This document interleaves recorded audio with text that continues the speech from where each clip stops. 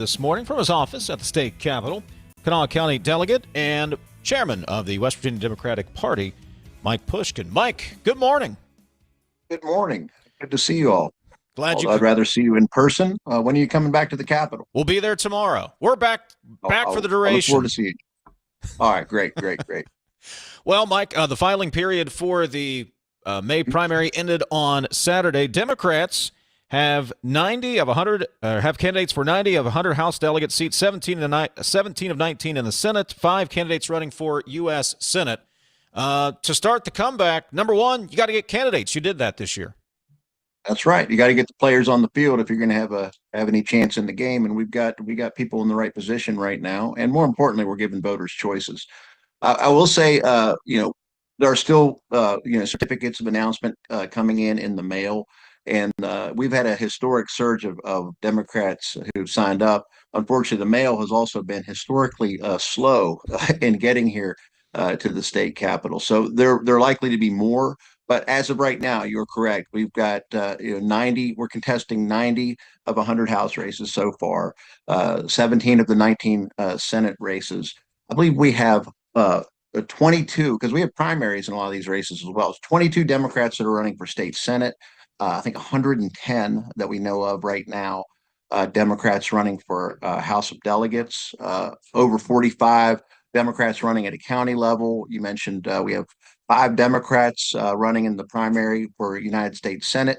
At least 2 are running in Congressional District 1, at least 3 so far in Congressional District 3.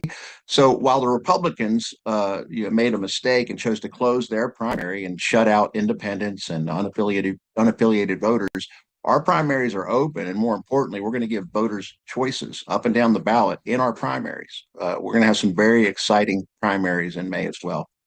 Mike, taking a look at your Senate slate here, just to make it easy, I'm looking District 1 all the way through 17. Now, you do have a contested primary between Bettner and Robb in that unexpired term in 17, but for the most part, many of these are going to be uncontested primaries, at least in the Senate. Talk about that advantage, if any at all, in your eyes, that you may have in that you can start positioning against Republicans now, whereas many of the Republican races are going to be contested on the primary side.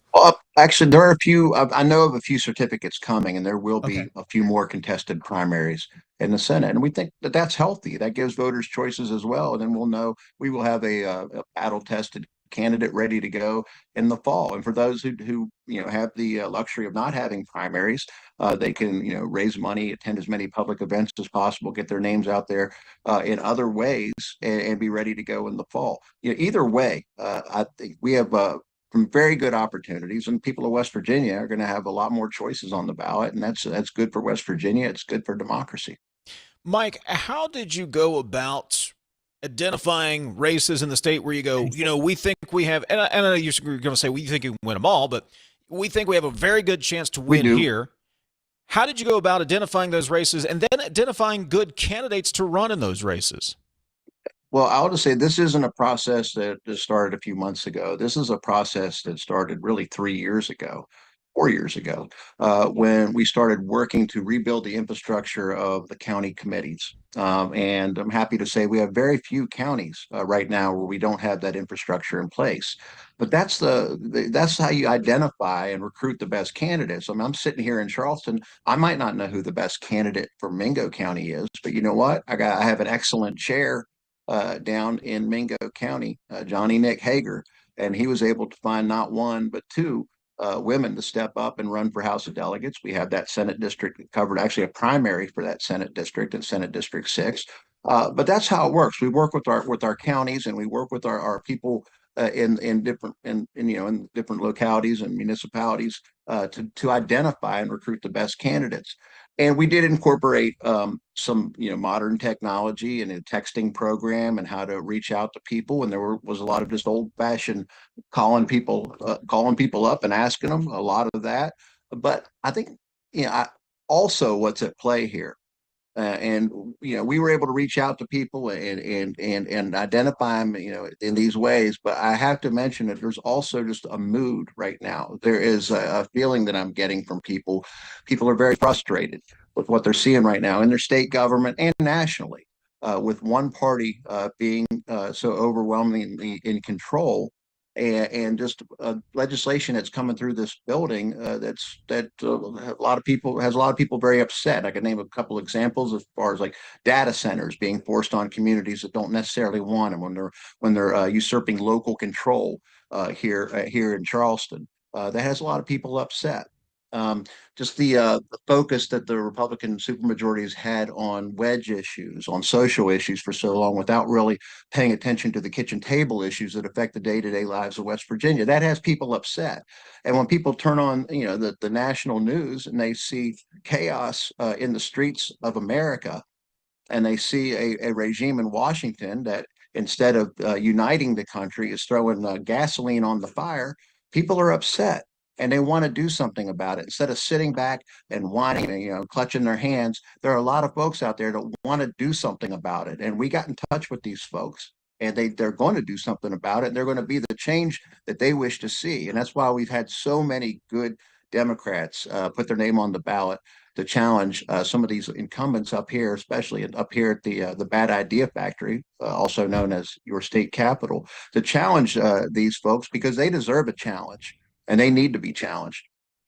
Talk to me about this faction issue in the Senate. You saw the posts over the weekend. Fluharty went back at the governor. Good for him. He should.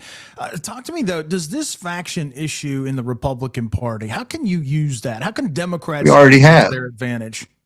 Well, I'll tell you how it's already been worked to our advantage. If you look at who the Republicans have recruited to run, there are right now we have 9 seats. There are 9 Democratic seats out of 100 in the West Virginia House of Delegates. And as it stands right now, I mean, we're waiting for the mail to come in. Six of those seats are unchallenged by Republicans. It seems to me that Governor Morrissey and the West Virginia Republican Party have spent more time recruiting against Republicans than they had against challenging us. So it has already worked to our advantage. They're too busy fighting with each other than actually doing the business of the people. So, yeah, they have obviously they have some issues they need to take care of them for themselves, and it definitely is reflected in their candidate recruitment efforts.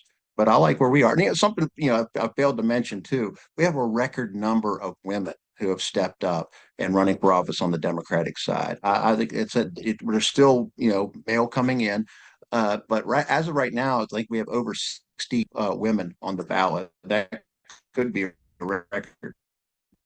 Mike Pushkin is joining us, Kanawha County delegate and chairman of the West Virginia Democratic Party.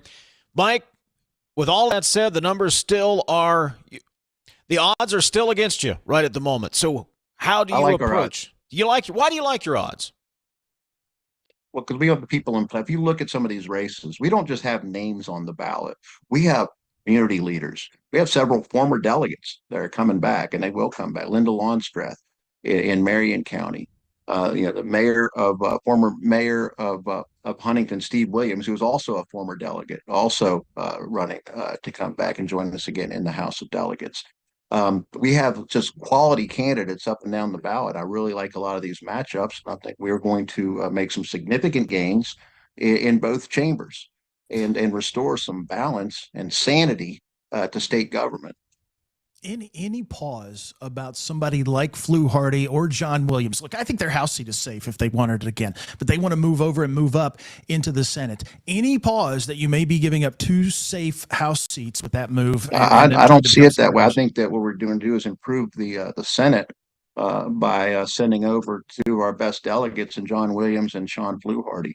And I think the average IQ in the Senate will increase when those 2 guys go over there and join the Senate.